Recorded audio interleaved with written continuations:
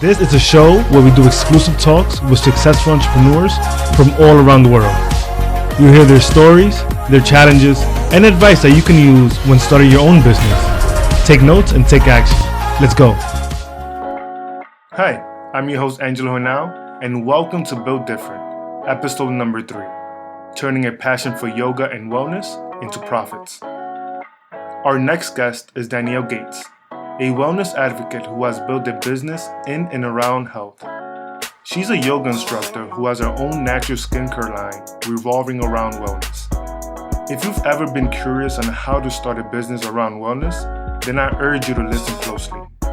Stay tuned until the end for my top takeaways, and without any further ado, here's her story. Before we get into the talk, let's give thanks to our good friends over at Skillshare for supporting the show. Skillshare is a service where you can learn new skills online, such as filmmaking, business, design, or even photography. And there's over 23,000 classes from experts from around the world. Skillshare is honestly a great place to get started if you're trying to expand your current skill set or even learn and try something that you've never tried before. If you're interested in learning a new skill or want to see my top recommended classes for entrepreneurs, click the link below. The first 500 people that sign up are going to get the first 2 months for free and receive an invitation to our secret Facebook community of entrepreneurs. Once you sign up, you'll have access to unlimited premium courses, and if for any reason you don't like it, Skillshare makes it super easy to cancel within your trial period without getting charged. So if you want to learn a new skill and be a part of the first 500 people that get 2 months free, make sure to click the link below. Now back to the show. Danielle Gates. The name of my business is Yinsa. It is a yoga and Ayurvedic wellness business. So there's like 3 arms to it. I do private clients, so I work with individuals on their yoga practices, on Ayurvedic nutrition, Ayurvedic lifestyle changes. I do workshops around the city, around seasons, around moon shifts, around energy. They always incorporate some kind of learning and then some kind of yoga practice. And then I'm doing a big wellness event in October, and hopefully that becomes like an annual thing. And then I want to do a retreat in April, and hopefully that becomes an annual thing. So it's all very new. There's also a skincare line that is specific to Ayurveda that incorporates all natural products and essential oils. So no preservatives. Everything's like from plant. That's super cool. So tell me how you got into it. Were you always, into wellness, and how did you decide to make a business out of it? No, I was not always into wellness. I was, for the bulk of my life, very unhealthy. And I don't know how much you know about Long Island, but there's like shit to do out here, right? So like you spend a lot of time drinking, you spend a lot of time partying, you spend a lot of time having a good time, and you'd spend a lot of time trying to be skinny. Like that's like a big thing out here. Like everybody's a size 0, everybody's blonde, like that's kind of the vibe. And so that's the vibe that I kind of grew up in. But I never, like my body type, my constitution never fit that label. Like I'm thick, I was born that way. And no matter what I did, I never really fit the labels that people put on me. So, and I was not accepted as a result of that. So I engaged in behaviors that kind of like helped me self-medicate and deal with those labels that were put on me. So when I moved to Brooklyn and I was in a more diverse community working in Manhattan, and I realized that like there were plenty of people who looked like me and they were very accepted and I was actually okay. Like it kind of shifted my perspective on what wellness and health was, and that I didn't have to self-medicate to avoid these labels, and that instead I can engage in activities that would make me feel really good in the body that I was in. So I started practicing yoga to kind of deal with stress and tension in my life about 2008, 2009. Bikram solely. I was a Bikram yoga practitioner, and I practiced Bikram. Are you familiar with Bikram? No. Tell me more about that. So Bikram is a 90-minute practice that's 105 degrees with 40% humidity. It's the same 26 postures over and over again. Okay. So you really develop progress in your yoga practice. I see. It was created by Bikram Choudhury. So that was a practice that I mainly did for the first 5 years. And then I decided to branch out and practice other types of yoga. I switched schools. There was a pure yoga studio that was near my new school, and started practicing other types. And then eventually in 2014, I got my yoga teaching certification. My goal was never to be like a studio yoga teacher. I just wanted to learn more about it and incorporate it more into my life and in the life of my students, because I'm a high school teacher. So I've been a high school teacher for 16 years. So the only people that I'd ever taught yoga to were high school students. I got into a battle with the Department of Education about a year ago. that really made me rethink whether or not I was going to be teaching for the rest of my life. And I kind of, while I was grading Regents with a friend of mine, a colleague, she's like, you do all this yoga stuff. Like, you're really good at like taking initiative and creating things. Like, you're starting a business. And like in the 4 hours of grading that US History Regents, we came up with a name, a tagline. I went home and bought a domain. Want to start a business. Like, that was really how it happened. I was just like, you know what? Fuck that. Like, this, I can do this. There's no reason I can't do this. Mm-hmm. And so, right after that, I started B School. Are you familiar with B School? No. So B School, Marie Forleo is like, you know, the queen of girl bosses. She's an entrepreneur who started lots and lots of businesses. Oh. And she has like an online coaching program called B School, and it's about developing a business. It's like a business school. You know, it's not cheap, but it's 100% worth it. It's like a 6-week program. It's all online, and you have like a Facebook group and a mentorship group, and it really walks you through the process, primarily of marketing, what's involved in the marketing process, and then how you really come up with a product or a service that is going to reach your ideal audience. So the focus of that, I used my skincare products. I hired a web developer and a brand strategist who was also a B Schooler, and she really helped me develop the aesthetic of my brand. Okay. Using my, you know, who I thought my ideal client was. And we really focused on the product element. So I have a skincare line that has, there are 4 different lines, one for each of the Ayurvedic doshas, and then one tri-doshic line. Talk to me about that skincare line. How did you get started in that? I mean, that escalated quickly. Tell me about that process. So this is actually really funny. So as a yoga teacher, you work a lot with essential oils, right? Okay. I had this friend that I knew from the Bronx. I mean, and this kid was not someone who would ever use essential oils. Like, this was not part of his lifestyle. But he had like this weird rash on his arm. I'm like, I got something that could fix that. And I like mixed something up. I gave it to him and it worked. And then I had another friend of mine who was like, oh, I'm dealing with anxiety and this. And I'm like, well, these are the oils that I use for this. And I made her that. And then it started becoming a process. Like, people would have ailments and I would give them the things that I had been using because I had all these books and I had been studying it, you know, on my own for so long. So I was doing it anyway. And it's expensive. It's not like a cheap, you know, when you're sourcing things locally and you're buying good quality products, it becomes expensive. So I'm like, why am I not selling these things? There were plenty of people on Etsy who were like selling essential oil products. So I opened an Etsy shop first. And then after I did B School, I created my own website, and now I sell the skincare products on my website. That is super cool. So you saw a need, and then you created a product around that. Exactly. So you're sourcing quality products. Where you're sourcing locally, right? So as much as I can. So Lavender by the Bay is my main source of lavender, and they're located on Long Island. Enfleurage in New York City has their own frankincense distillery in Oman, so I use them for my frankincense. I try to avoid multi-level marketing companies like doTERRA and Young Living as much as possible. But some of their oils are actually much better quality than others I've found. So I'm really conscious about what are the main things that I use in my products and where they're coming from. I use a company called Eden's Garden, which is based in California. My goal eventually, as this business grows, is that I'm flying around the world and getting the oils from their source. Like, that's really what I want to be doing. That is so cool. How long has your business been running so far? So my Etsy shop opened in like February, but I didn't launch my website and my company officially at my launch event until June 15th. So it's pretty recent. That's pretty recent. How's it going so far? How do you like the progress? I mean, I get so much. I think Instagram has been a huge marketing tool and a huge movement for me because I get to share so much of what I do there. I'm booking a lot of workshops. For sure. This wellness event that I'm doing in October is huge. I mean, for just a couple of months, I feel like that's progress. It's a lot of progress. And I'm also doing a lot of other things on top of it. I work for Breathe for Change, which is a company that trains school teachers to be yoga teachers. So it offers them a 200-hour certification. So I'm a trainer for them. So I kind of have 3 full-time jobs. That's cool. Talk to me more about the Instagram strategy that you're implementing to, help out your business. So Instagram is my main marketing strategy. Because it's inexpensive or free, and it really is a platform that I think that my ideal client spends a lot of time on.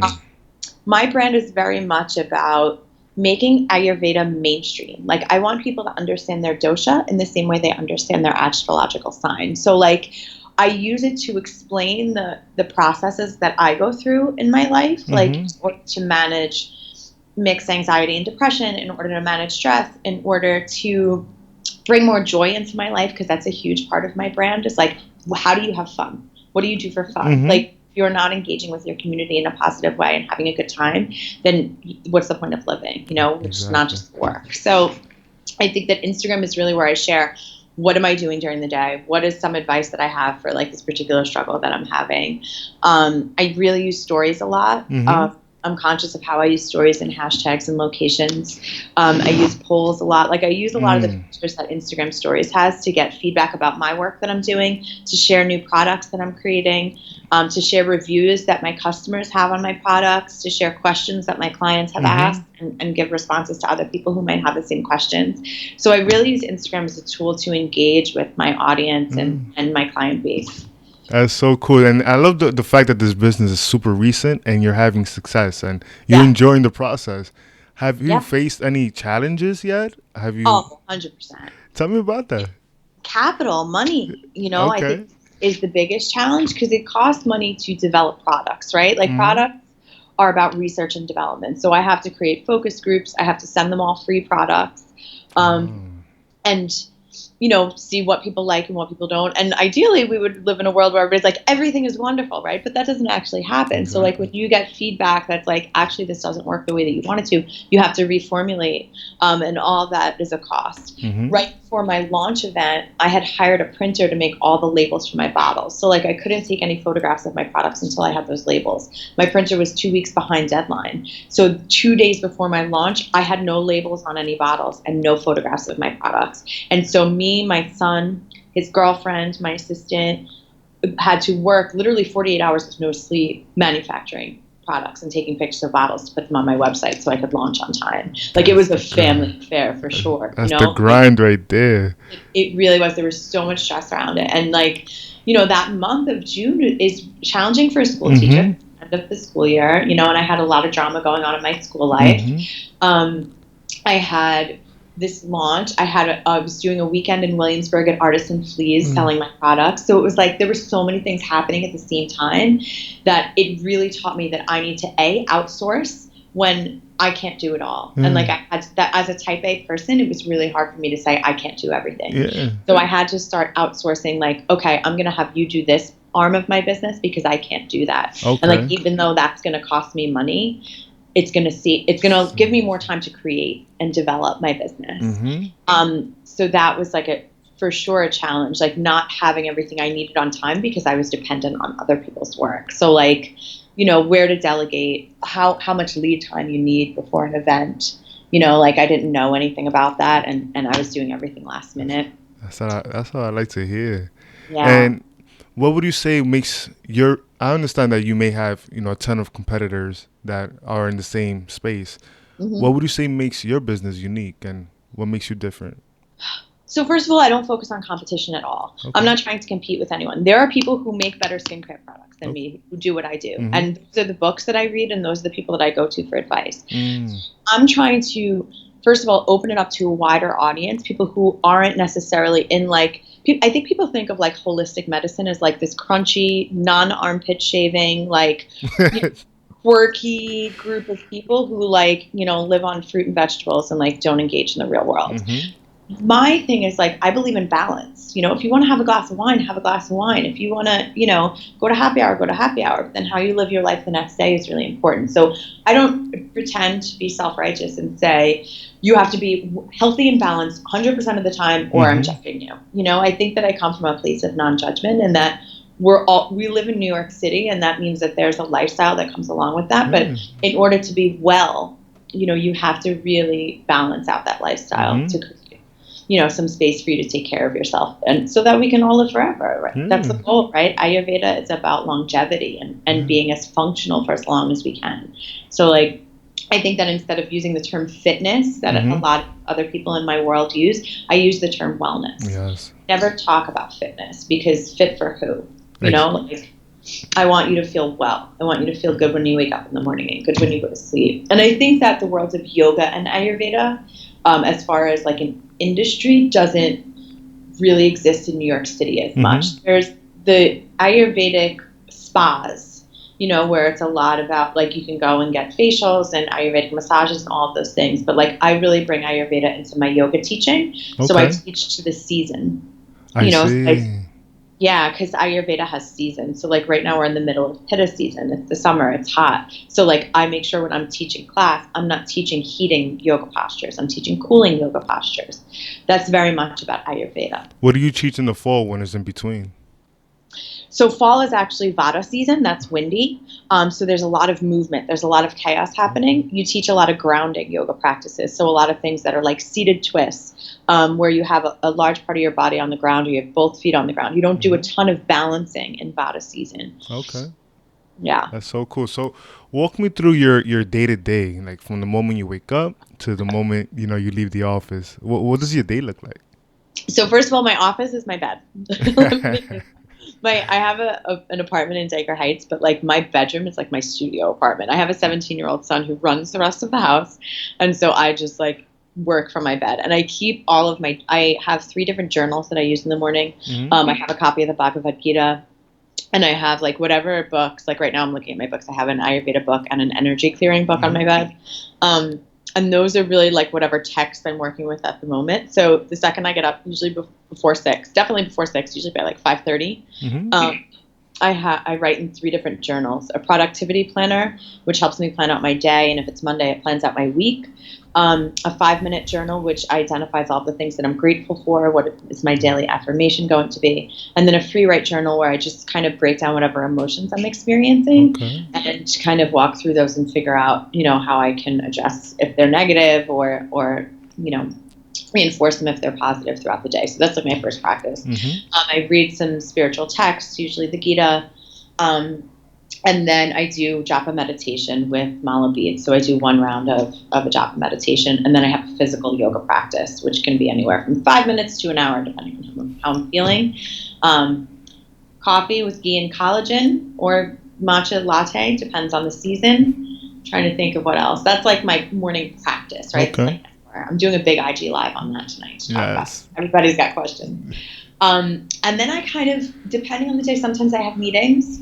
And this is in the summer, right, when I'm not teaching high school. So sometimes I have meetings. Sometimes I have a photo shoot. Sometimes I am writing. Like right now I'm creating a journal for Vata season to use at my workshop. So people who come to my workshops will get a journal that has meditations in it. It has food suggestions. It has energy suggestions, like all of those things. So a lot of times I'm writing. I'm creating blog posts. I'm creating social media content. I'm looking for sponsors for my events. Connecting with panelists for my events. Those kinds of things. It's a lot of emails. It's a lot of phone call meetings or in-person meetings. I'm really smart about, or I try to be, compartmentalizing my time. So like now as I'm going into the school year, that time I'm going to have to get up at 4:30. So that time between 4:30 and 5:30 is going to be just for my morning practice. I leave for work at 5:30, get there by 6:30. I'm at school until 2:45, and I'm not working on my business at that time. Like I'm very focused on that work. And then once I leave, it's Yinza time. During the week, I'm either I'm working with a mentor, so either I'm doing some mentorship work. I teach yoga at Pure on Wednesdays.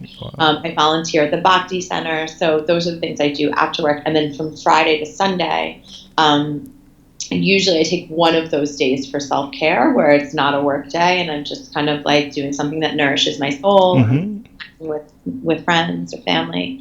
And then once September 28th hits, I do weekends with Breathe for Change 2 weekends a month.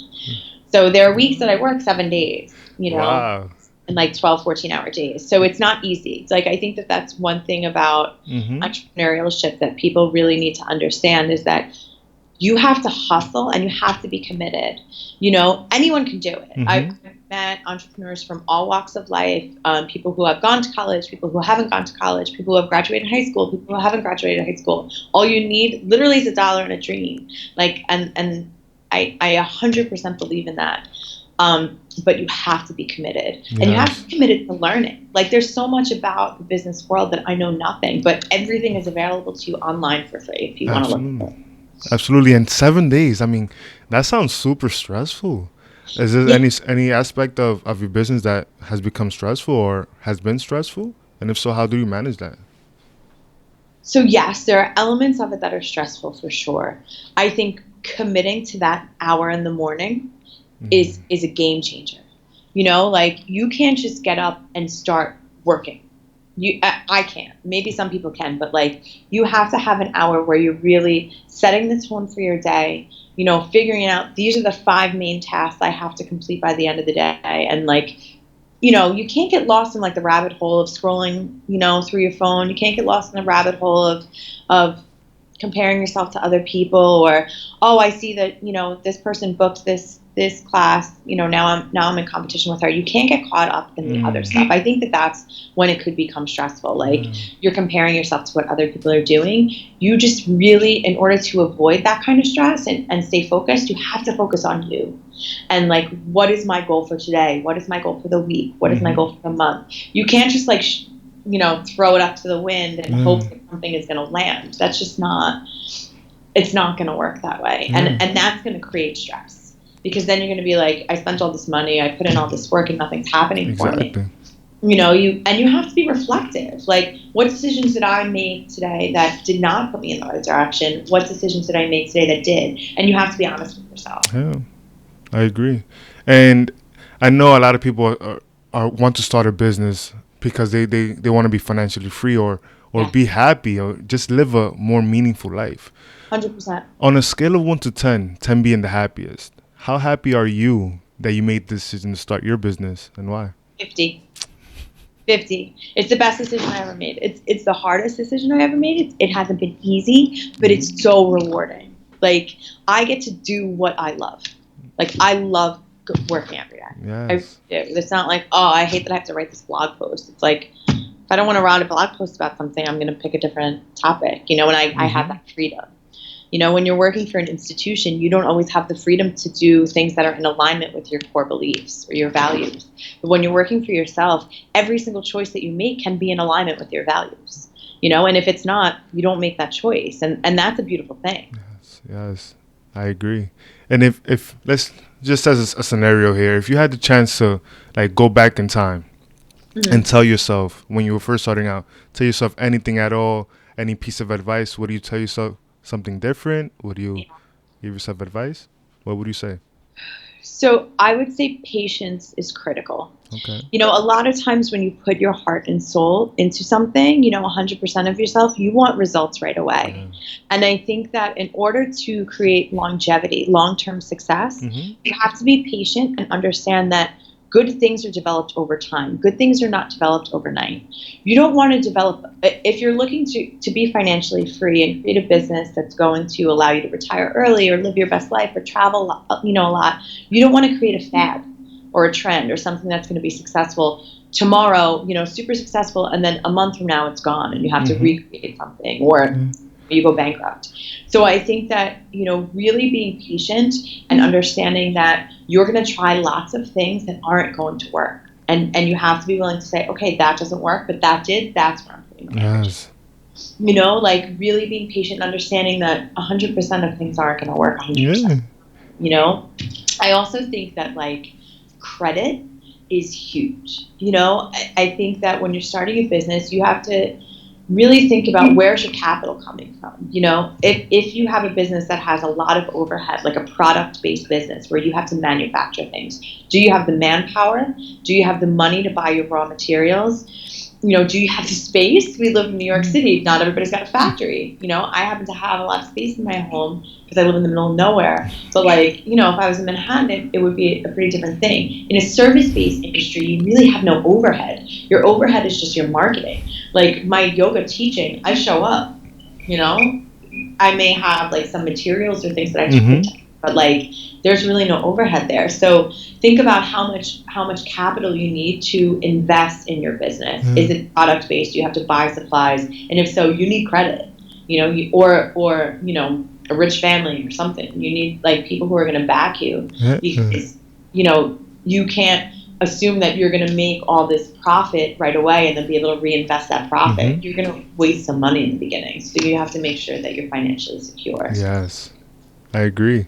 And just as another scenario for you, I want to know this. I'm super curious. If you were stranded in a random city somewhere, anywhere random, and you only had a laptop and $150 to your name, what steps would you take to start your business over, or what business would you start, or how would you make money with those resources? $150 on a laptop.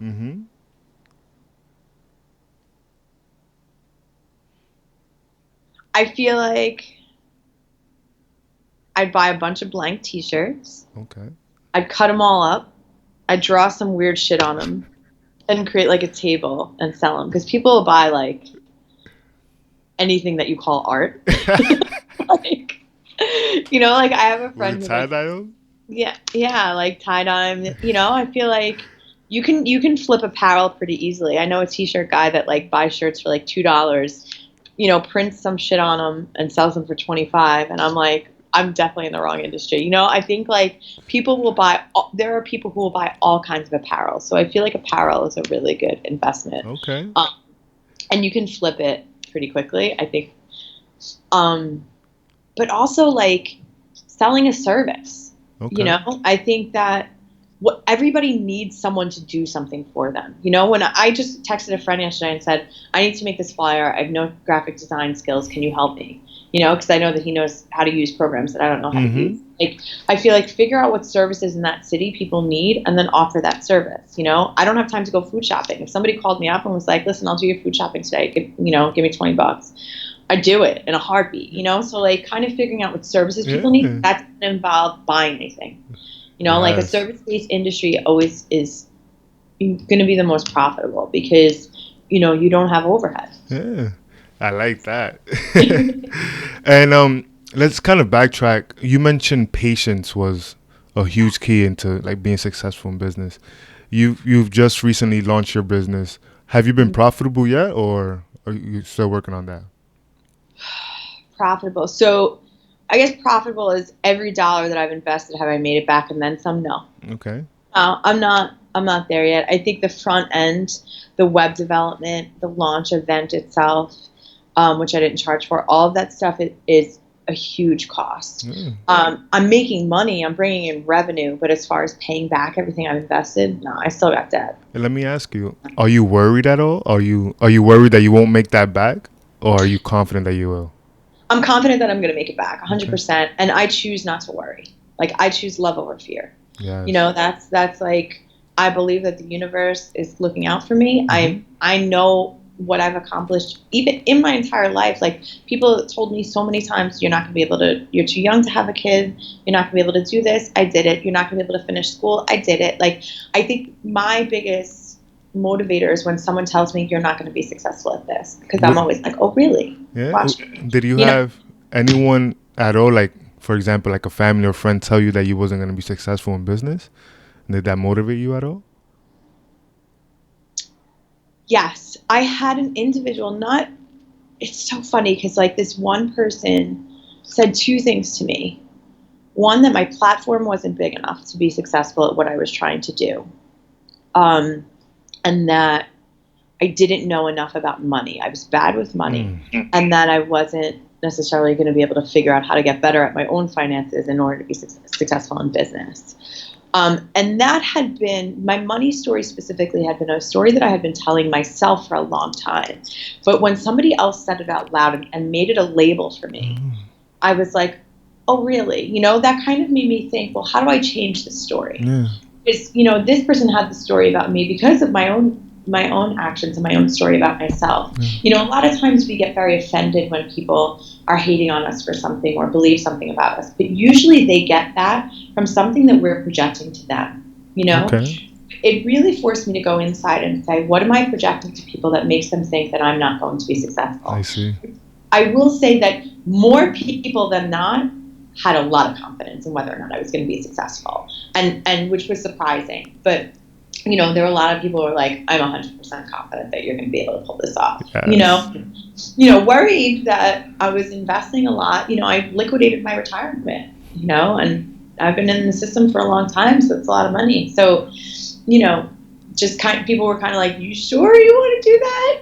Like, you've only got 10 more years before you retire. And I'm like, no, I think I'm going to be good. I'm not worried. So I'm very lucky in that I've had a lot more love than I've had hate, for sure. Like, I've never had a shitty comment on an Instagram post. Like, I hear people say, like, oh, I get all this hate on my feed. I don't get hate on my feed at all. I think that there are people who talk outside of my feed. I hear rumors and stuff like that, but nobody comes to me and says anything. So that doesn't mean it doesn't faze you. Yeah, it doesn't bother me. If you had one piece of advice for someone just starting out, what would you say to them? Figure out what you don't know, and that's where you spend your time learning. A lot of times, like, if we really focus on the things that we're amazing at, right? And we keep doing them and get better and better at them, because that's where our confidence lies. But business has so many pieces that you have to figure out what you don't know, learn something about it. You don't have to commit to doing that work. Like, I'm not my own accountant. I'm not my own web developer. I'm not my own, what a manufacturer. Exactly. Like, I actually am. I manufacture my own products, but I don't like print my labels or anything. I don't have those design skills. So, like, figure out what you don't know, learn about it, and so that you can either choose the right person to do it for you, and you don't have to just trust that someone is giving you the best price or the best product. And also, like, know when to give up on trying to do everything and outsource. I think that outsourcing, what you can't do because you're not going to be able to do everything is really key. Yes. So figure out what you aren't good at or what will take the most time. Yeah. And try to outsource it. See who can do it even better than you. Just save that time from you, and you can get that time back. Yeah, and that time you could spend creating. That time you could spend developing, So, like, you do need to know about things. Like, I need to know about SEO, search engine optimization. I need to know about graphic design. I need to know what's visually appealing to people. But I don't need to be the one to do it. I just need to know the psychology behind it, so that when I choose the person to do it, I'm making an educated decision. Yes.